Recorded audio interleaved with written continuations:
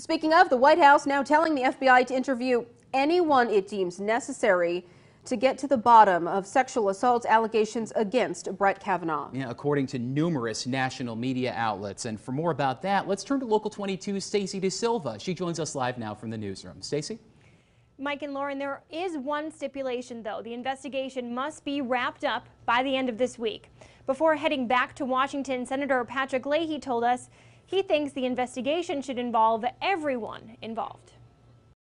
Last week was extraordinary. In his 4 decades on the Judiciary Committee, Senator Patrick Leahy has seen it all, or so he thought. So I've been there longer than anybody. I've never seen anything like this. He says last week when he asked Dr. Christine Blasey Ford her strongest memory from when she says Brett Kavanaugh assaulted her in the 80s, it reminded him of his days as state's attorney.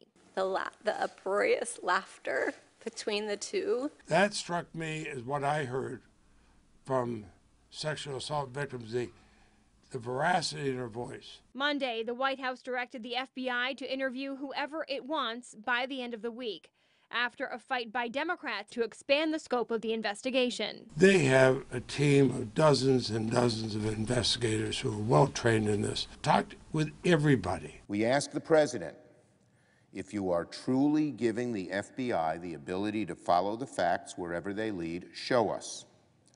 Show us what White House counsel Don McGahn has instructed the FBI. President Trump says he's okay with that, including Kavanaugh himself. I think so. I think it's fine if they do. I don't know. That's up to them. The president also remarking on what he calls Kavanaugh's drinking difficulties when he was young. The interesting thing is, though, nobody asked him about what's happened in the last 25, 30 years during his professional career, because there were no bad reports. The reopened background check was initiated after Republican Senator Jeff Flake said without it, he would not support Kavanaugh in a full Senate vote.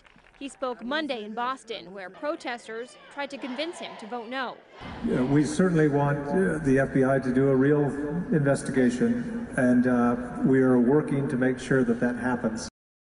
We also spoke today with Congressman Peter Welch on this issue. He said he found Dr. Ford's testimony to be very credible and that he wants the FBI investigation to be completed. He also believes Kavanaugh falls short when it comes to judicial temperament, which is expected of a Supreme Court justice.